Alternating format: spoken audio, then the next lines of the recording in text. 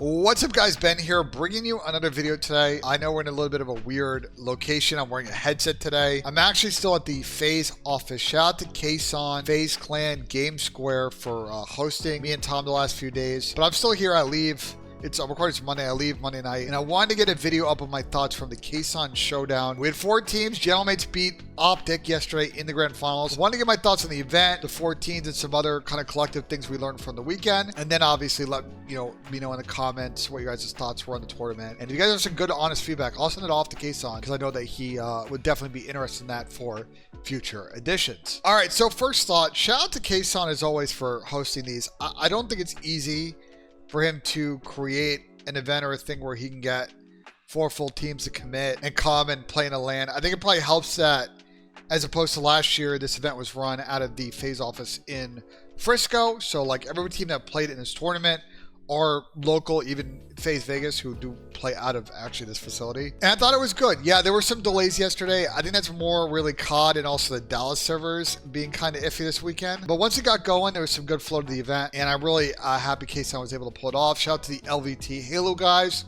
who ran production. I thought they did a good job on that. Miles and Chance who were casting, and to Zuma and Attach who we were co-streaming with. I was live for like 14 plus hours yesterday. So shout out to all those people. It was a W event, and I think it got some really good clips and content. And I think it's a really good curtain raiser because the league starts on Friday, and this is our last real kickoff preseason event until then. So, all right, let's go through sort of team by team and then a couple of like miscellaneous thoughts that I have. All right, let's talk about your event winners, Parish Gentlemates. First off, W rebrand. I really like Parish Gentlemates. Did a good job with the rebrand. These guys are, I think, the team that's the most ahead right now. I thought OpTic was, and I know OpTic ran out of some momentum a little bit by the end of this tournament, but I think watching Gentlemates play and their thought process on the map and their communication and their teamwork, I think right now, for me, if I had to pick a team that's most ahead, I think these guys have it kind of figured out. Strong arm, overclock nades in search, high-low wall runs, corner spots, just a lot of the little pieces, the little things that they're doing that people haven't yet focused on. These guys have seemed to have already like kind of figured out. And I think they needed a strong start to the season because we talked about a lot with this team this offseason. They're like, they need to be on the right side of the path because the wrong side of the path might be where the downside of this team and the personalities and the egos might get in trouble. But right now they're in flow. And to me, I thought this is a great win. Getting confidence for someone like Neptune, who got a lot of second places last year, is a dub. Dante would have lost last year. Getting confidence early is a dub. I think for Gentlemates, like, you couldn't have imagined a better start to the season. And so shout out to them for going ahead and winning the tournament yesterday. Let's talk about OpTic Texas, who have generally been beating everybody. And the only team that's really given them trouble in this tournament and the Monster tournament was Parish Gentlemates. Now, Parish Gentlemates lost them at the Monster tournament. Parish Gentlemates beat them twice at this event. I think for OpTic, look, Gentlemates kind of have been the only team that are able to really have an answer for how much OpTic Texas pinches, especially in respawn. So for OpTic, a bit of a game plan thing they need to figure out against Gentlemates to kind of, understand that people are really starting to catch on some of the overload or some of the weird kind of unorthodox plays that they make. But I think if you're an OpTic Texas fan, there's a lot to like, especially their respawn. I think they get off to a lot of really hot starts in hardpoint, and they manage the map well. I think they have a really good handle on overload. I think the overload exposure overtime situation that happened to them, where they had control of the EMP, OT popped, and then they felt like they really couldn't push up on the map. A bit of a weird situation. I don't want to overthink that one because I just don't think teams have been in that really much in scrims. Now, a couple of things for OpTic that I do think they need to work on coming out of this event. One, in search, the only person playing the bomb for them right now is Kyler. And they have played a lot of Colossus. They played a lot of Den. They played a lot of exposure last tournament. I didn't really see them play a lot of search exposure at this tournament. And they obviously played a decent amount of Scar. I do think this is problematic. And I think at some point over the course of this split, they need to show that other people on the team are willing off the rip to hold and plant the rock. Because what's going to happen is I'm not going to be the only person that catches on to this. Kyler has 11 plants and nobody, and I think these stats are correct for all the matches that are being tracked here for the team, which I think is Monster in this tournament. But 11 plants and nobody's got more than 2. it's problematic from a counter standpoint. So I want to see if OpTic do try to tweak this a little bit. And again, something like Merc or Ant in some of those set pieces will carry rock when necessary. It's still a little bit nitpicky, but again, little things that they got to work on, because I think they mostly have everything figured out. The only other thing, and it got kind of exposed last night when they got a little bit tired at midnight, 1 a.m. when the tournament ended, their comms are a little bit too focused on around just Kyler calling out for everybody. Everybody else has got kind of these like low mumbly comms sometimes.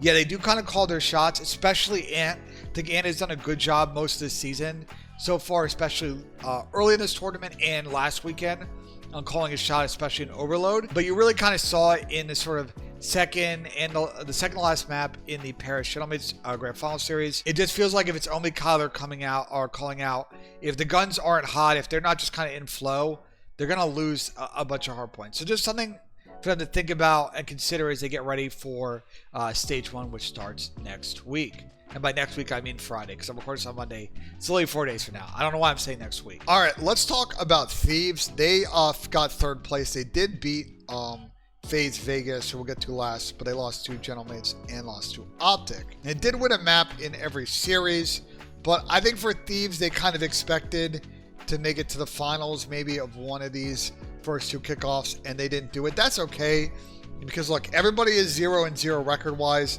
going into matches on Friday, so you can score and win a million preseason tournaments, but if you go 0-5 to start off the season, like, was it really worth it? I think for Thieves, here's where I feel like their strengths and weaknesses are right now.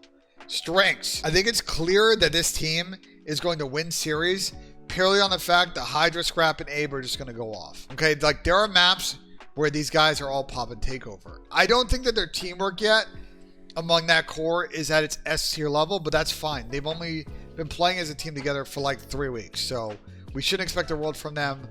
And don't be surprised, again, Major 1 is a cycle where there's some clear issues and they got to figure it out. Look at Thieves last year. You know, they were not super in flow last year in Major 1. They did get to Game 7, Round 11, but it was clear that S&D was the reason they didn't win that event. They cleaned it up. Yeah, had some bumps in Major 2, but from there they kind of popped off for Major 3 and Major 4, and I know champs. But anyway, I thought, you know, people are going to overthink this. I think Thieves are going to be fine. A couple of things they need to work on. Let me address the elephant in the room because it's a hot topic community, or hot topic in the community. Ken has had some bad series and some good series so far in this game. If we scroll through and look at his matches across all 5 of the series they have played so far at the Kaysan Showdown and the Launch Invitational, only had a positive KD in 1 against Team War and has struggled to get slaying going in the other 3. I'm not necessarily super worried about the respawn right now with him. I am worried about the search and destroy KD with Ken because Ken has historically not been the world's best S&D player. And so I think for me, that's the area that he needs to work on, trying to find more consistency. The problem is he's kind of the gap fill player in S&D, so that might be more easier said than done. But I do think that some of this is a product of the lack of teamwork they have. But let's see, because S&D KD, if I pulled his like card from last year, you'll see the S&D, he had a 0.87 last year in Surge. Like, that was the one game mode he struggled in. So, I'm not overthinking Overload too much. He does have a 0.8 right now, 0.8 right now in that game mode, but people still don't even know how to play that game mode. I'm more concerned for him about the S&D number right now. So, I know there's a lot of people on his butt about more consistency slaying wise. He has to get a couple more kills on the map, but I don't think right now I'm in panic mode just yet about that. I think the key thing for them, and really when you see it in the searches, I think it's the most apparent, is they still just don't have that chem and that full understanding of how to play off each other, especially Hydra and Abe, and that's okay. Again, they've been teaming for like 3 weeks, but like when you watch them on Colossus, I've seen a couple of rounds where I think there's some indecision on like Abe and Paco on how they're going to play off each other. Are they channeling together? Are they trying to bait for each other? Is one going to kind of pinch and the other one try to frontline? Like, I think they still don't have that full understanding. So, a bit of an area of weakness, especially in S&D. But, so anyway, look, for Thieves, not the most ideal preseason of all time. They do have what I would describe as an interesting schedule for the split, and they are going to play FaZe and Paris Gentlemates again over the course of the next 2 weeks. OpTic in Toronto as well. So look, I think for Thieves, it's going to be a learning process with the squad. Don't hit the panic button. And I think people are overblowing this Ken thing right now. But I will say he does need to get a few more kills. But again, preseason. Ask me again about this, after the first 2 weeks of matches, and maybe I'll have some different thoughts. Let's talk about FaZe Vegas. I'm not sure where to rank these guys right now. I think it's like kind of tough because if you look at the matches that they have played, and it's the same thing with Thieves, they have played a lot of really good teams, and they have beaten teams that they are better at, and the only team that maybe below the level is G2, but they lost the game 5 raid. But they have clearly shown that they're right now not on the level of OpTic, and I feel like this Thieves series was super trolly to me. I think the problem to me this weekend for FaZe Vegas is they threw a lot of maps they could have won, which to me was both of the hard points in this series. For example, the S&D against Thieves, or the S&D against OpTic, where they were 5-2 up and they tossed. I think they're not closing out maps that they could have won, and I think they would have a slightly different result this weekend. I don't think they would have beaten Gentlemates or OpTic actually had they gotten deeper, and we'll get to why in a second, but I do think they could have played better this weekend. But again, preseason tournament. So here's where I think this team is at, strengths and weaknesses right now. S&D right now, concept-wise, this team has a very good understanding of how they want to play off each other in the mode, and they have a lot of different looks. They're going to play a lot of different ways.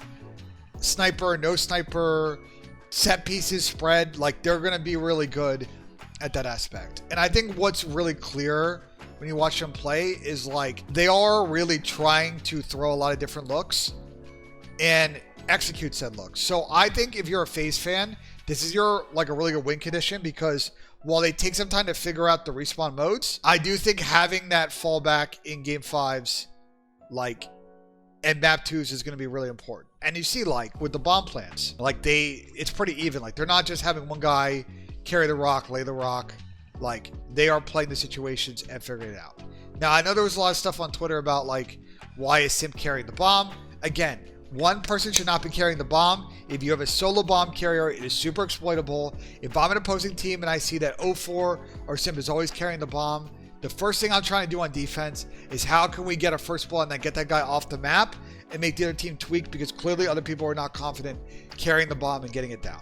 So just to be clear, I am team if you have a dedicated bomb carrier, you're behind, and that's a super old way of playing the game. But there was a situation with FaZe during this tournament where they were playing Den, and they had a situation where 0-4 or I think Abusa had the bomb. They would have gotten the rock laid and been in a good position for Chris to lay pinch, because he was top broken, but instead he was the one. He had to rotate back and blah, blah, blah. So whatever. A bit of situations they need to figure out on that front. Now, where do I think that FaZe right now have areas of weakness?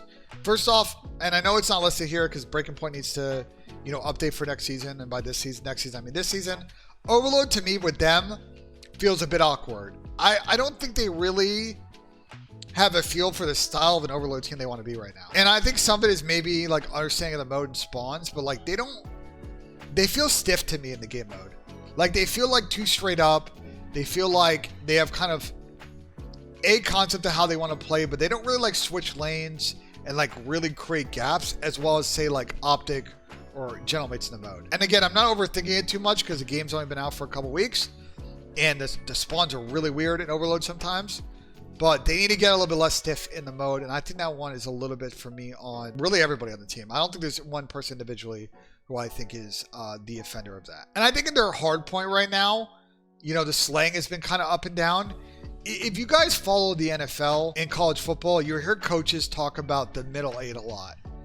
So if you don't know what that means in football, the middle 8 refers to the 4 minutes before halftime and the 4 minutes after halftime, right? It's about grabbing that momentum at the end of the first half and the momentum at the beginning of the second half, and ideally putting yourself in a position by the middle of the third quarter to end the game. I think FaZe have almost the opposite problem, because I think that they play the end of the first rotation fairly well from what I've seen across most of these, and the beginning of the second rotation well. Where they've gotten in trouble is the first 4 minutes and the last 4 minutes of every map. I think they need to get better breakoffs. They need to get off to better slaying starts. They need to get hotter starts to these maps so they can manage and kind of front run the respawns. Because the slaying potential is there. Look, I know a lot of people in the community are like, well, they should have picked up Neptune over 04. Look, 04 beat Challen. Okay? He's pushing boundaries. And he's got to find his kind of game to, you know, have another kind of gear to his gameplay. But he's had some shooter maps. And the other three as well, I know the KDs look a little bit lopsided. I think what's being driven here, to be honest, like when you click through, is like they're absolute curb stomping by OpTic. They're absolute, this series I think is really kind of like killing some of the KDs. I do think that for them, it's about getting off to quicker starts in the hard points.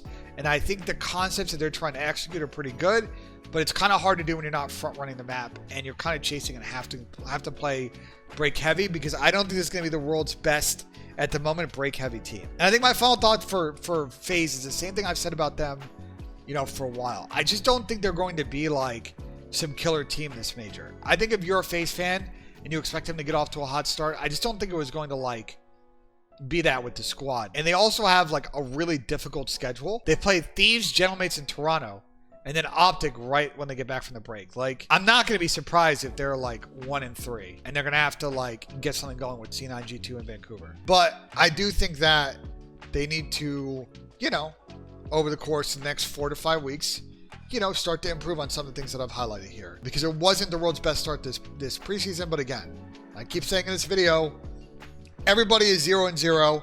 Everybody has 0 CDL points. And the only thing that matters is how you play on the 5th, the 6th, and the 7th, and from so on, as far as the league, CDL point, making winners bracket, winning events, etc., etc. But I think the potential is there with this team, and they just got to kind of work on the things and develop chemistry, because there's a lot of new roles and new stuff going on with the squad. Let's talk about the Sniper GA. So this is the first tournament that was played, and first matches that was played with this Sniper GA, where the snipers get 2 lives in a map, and then after you use both lives, you can't pull out the sniper. I'm going to be honest, I thought it really didn't affect the S&D that much. I think that people are going to absolutely abuse this GA and claim that they forgot that they died and suddenly have a sniper round 11. There's going to be a lot of finessing going on, and I don't think the rule is really going to stick. There's going to be a lot of drama. I think really what it comes down to is the devs do need to add a scope that removes auto aim for the snipers. They do that, it's going to be good. So I don't mind the pros experimenting. It's a bit of an awkward experiment. We'll see how it goes the first 2 weeks of the league. But nothing that I saw this weekend on that front was like, you know, I'm sitting here like, oh, it's made S&D way better. People want to see the snipes. People want to see people hit good shots. We have a lot of really talented gamers. I like the pros say that snipers are easy to use. Yeah, like there's a lot of auto aim, but they are also the best aimers like on controller in the world. So yes, some of them are going to hit incredible shots, whether the sniper is easy or not. But I do think that with a little bit of tweak from the devs, we can get rid of this GA and, you know, we're going to have a full kind of sniper meta combo. Second thing in S&D, and nobody was talking about this, but just know, Mr. Benjay, I'm out here. I'm seeing the tech that teams have. You guys are not slick. I see the strong arm overclock nades that are being thrown at the beginning of these maps. I see what people are doing. We're going to have a convo here very shortly about whether or not we think that that is a functionality. And we talked about overclocking kind of in the offseason potentially being a GA combo. It's going to come back around now because there is a bit of a gap right now, and teams I think are doing it. And I'm very curious what the pros feel or don't feel about it. I'm curious what the devs think and the league think. As far as like, should we play a game on the comp side that have 0 overclocks as far as weapons and streaks and streaks and nades, lethals, etc. As far as the overclocking feature in the game, that I don't know. But right now I'm clearly seeing people strong arm overclock nades. I tip it, but I'm curious what's going to happen with that. I think this is the best hardpoint map set that we have had to start the league probably ever in the CDL. I don't think that there is a starting CDL map set that we have had that is better than this one. I do think that Blackheart, for me, is probably the weakest hardpoint in the game. But like, if that's our 5th best hardpoint, bruh, we've had so many like worse years as far as that. I think like this hardpoint map set is really, really good. I think the overload map set is actually fairly solid, although I would like to see 2 more overload maps added to the pool. So we have 5. And S&D, is interesting to me. We did not see Raid S&D get played this weekend. I think it's going to be one of the lowest played maps in the pool after the first 2 weeks. I think that map is not going to stay in after this major if I had to make a prediction right now. There's going to be a lot of changes here, I think, and that's fine. I think if this is a season we see a lot of map pool tweaks, I think it's a W anyway, in my eyes. And then on regards to Overload, I have a couple of Overload thoughts to finish out this video. I know we're kind of rambling, but I want to try and kind of dump all my thoughts. One, Overload overtime right now is super funky. I just don't know, with the way that it's constructed right now, how they can make it better, because you're seeing a situation where the OT incentivizes you depending on what team you're on, and the situation is just sit in your spot. And I know the pros don't want to do it, but I'm telling you, it's super solvable if they just did golden goal, stopwatch. Okay? Like, both teams get a crack at both sides. If they don't score on the first side, it's golden goal on the second side. If someone scores on the first side of OT, then it's stopwatch. Okay? And then obviously if the team scores again, it's over. You know what I mean? Like, stopwatch at OT is the best. And I think that that's probably the best way to fix that game mode, amongst some other issues. The spawns are a little bit borked in this game mode right now, especially, it's kind of similar to the, like, White Hill spawns in Hardpoint. I don't quite understand, and I can't quite comprehend why certain spawns are happening when in the middle of a round and the EMP is dropping in the middle of the map, or in the outer lane, or the bottom lane, that the spawns are just all over the place. And so I do think that there needs to be a conversation between the developers and the pros about, like, is that an intended feature? Are they intended to be random? Is there a logic we're not getting here? And if it's, the answer to both is no, and there isn't the logic, then there needs to be a logic. Because the problem right now with Overload is, like, right now the game mode is incentivizing you to make random plays because there's such a lack of information and consistency of what happens in that situation. Because if you have the MP and you push up, like OpTic, for example, what they did really effectively yesterday on Exposure, when they are attacking the P5 side of the map, so like the ring side of the map, right? Like, if you're hitting the bottom side of the mini map, which is that, like, you know, the little rotating square kind of building, if you're hitting 3 out down the lane and one person's pinching through their spawn, you're going to spawn every kill, you're going to spawn them deep. And I think B points over there. And that's predictable. But the problem right now is once you get through that situation and you get a cap, everything gets wonky. And you get a situation where 2 people spawn out, they overload that lane, and the person that's watching on the other team has no idea that 2 people spawn there. So some more consistency, I think, in the mode from a respawn standpoint would help. But I've kind of, like, started to think, I don't think the ball should just kind of always drop in the middle. I think there's a little bit of a gap in risk now about understanding the rotation of where the EMP drops and deciding what goal to hit. And also, once you hit the goal, waiting for your team to get back in position for the reset is really, really key. So anyway, that's kind of my thoughts on Overload. We're going to probably talk a lot about the tweaks on it, but it sounds like the devs are open to ideas. And again, the game mode just came out, so it needs some tweaks. That's totally understandable. So yeah, I know there was a lot of thoughts, but I really enjoyed this tournament. I thought it was a great tournament. Shout out to Kaysan for hosting it. Shout out to the Gentleman guys for winning it. Shout out to LVT for production. FaZe for hosting at the venue. Shout out to Kaysan for inviting me, Tom, and Dill to come by and watch party.